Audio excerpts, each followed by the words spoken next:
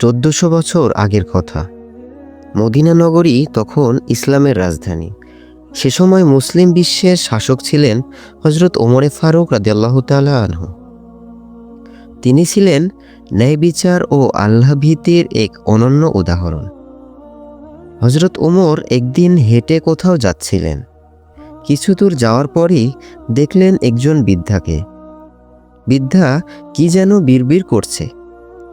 হযরত ওমর তার কাছে গেলেন, তার খোঁজ খবর নিলেন, জিজ্ঞাসা করলেন, আচ্ছা বুড়িমা, খলিফা ওমর সম্পর্কে তোমার ধারণা কি?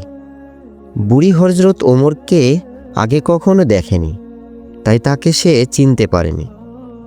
বুড়ি হযরত ওমরের কথা শুনে কিছুটা বিরক্ত হলো। বলল, ওমর টোমর দিয়ে আমি কি করব? আমার কি এমন ঠেকা পড়ল যে তার খবর আমাকে নিতে হবে? নিজের চিন্তায় বাঁচি না। বুড়ির কথায় ছিল রাগ আর অসন্তোষের ছাপ। হযরত ওমর আবার তাকে জিজ্ঞাসা করলেন, বুড়িমা, ওমরের ওপর তোমার এত রাগ কেন? বুড়ি চেঁচিয়ে জবাব দেয়, রাগ হবে না কেন? এই যে খলিফা হয়েছে সে তো আমায় একটিও পয়সা দিয়েছে, নাকি কোনো দিন আমার খোঁজ খবর নিয়েছে যে আমি কি হালতে আছি? ও মানুষ না। হযরত ওমর বুড়ির কথা শুনে বড়ই চিন্তিত হলেন। ঠিকই, আমি তো তার তেমন খোঁজ খবর নিতে পারিনি। তিনি কিছুটা নরম হয়ে বুড়িকে আবার বললেন, আচ্ছা, তুমি কি অবস্থায় আছো ওমর কি করে জানবে? তুমি গিয়ে ওমরকে সব জানিয়ে আসলেই তো পারতে। বুড়ি জবাব দেয়, কেন? আমি জানাতে যাব কেন?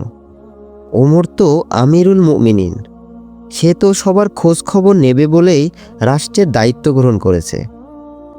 প্রত্যেকের খোঁজ খবর রাখার দায়িত্ব তো তারই। রুক্ষভাবে বৃদ্ধা জবাব দিল।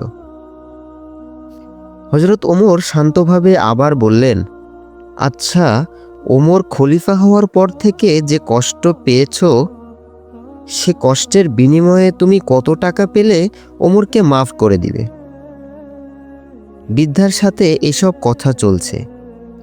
এমন সময় হযরত আলী ও আব্দুল্লাহ ইবনে মাসউদ রাদিয়াল্লাহু তাআলা আনহু তারা এসে হাজির হলেন। তারা হয়তো কোথাও যাচ্ছিলেন।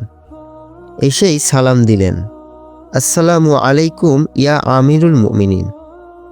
আগন্তুক দুই ব্যক্তির মুখে আমিরুল মুমিনের শব্দ শুনে বৃদ্ধা তাজ্জব হয়ে গেল। সে ভয়ে কাঁপতে লাগলো আর ভাবতে লাগলো সে হযরত ওমরের সামনেই তাকে গালমন্দ করেছে। দারুণ অনুতপ্ত হলো বুড়ি। হযরত ওমর বৃদ্ধাকে সান্ত্বনা দিলেন আর বৃদ্ধার হাতে 25টি স্বর্ণমুদ্রা দিয়ে বললেন, বুড়িমা, তুমি এই চামড়ায় লিখে দাও যে কিয়ামতের দিন ওমরের কাছে আমার কোনো দাবি নেই। বৃদ্ধা তখন তাই করল। চামড়ার ওপরে তা লিখে দিল বৃদ্ধা। আর হযরত আলী রাদিয়াল্লাহু তাআলা আনহু সাক্ষী হিসাবে তার উপর দস্তখত করলেন। এই ঘটনা আমাদের শেখায়, একজন সত্যিকারের নেতা নিজের ভুল স্বীকার করতে ভয় পায় না। কেননা মানুষের অধিকার আদায় করাই একজন শাসকের দায়িত্ব। আর জবাবদিহিতার ভয়ই একজন মানুষকে মহান করে তোলে। আর এই ঘটনাটি শুধু একটি গল্প নয়, এটি আমাদের জন্য একটি আয়না, যেখানে আমরা নিজেকে নিজেরা দেখতে পাই। আমাদের দায়িত্ব, আমাদের মানবতা, আমাদের জবাবদিহিতা 1400 বছর আগে আমাদের শিখিয়ে গেছে, ক্ষমতা মানেই অহংকার নয়, ক্ষমতা মানেই দায়িত্ব। একজন শাসক যদি রাতের আধারে ঘুমাতে না পারে নিজের জনগণের কষ্ট ভেবে, তবেই সে সত্যিকারের নেতা। আজ আমরা নিজেদেরকে প্রশ্ন করি, আমরা কি অন্যর কষ্ট বুঝি? আমরা কি আমাদের দায়িত্ব সঠিকভাবে পালন করছি? এই পৃথিবীতে হয়তো কেউ দেখছে না, কিন্তু মনে রাখবেন, একদিন সব কিছুর হিসাব দিতে হবে।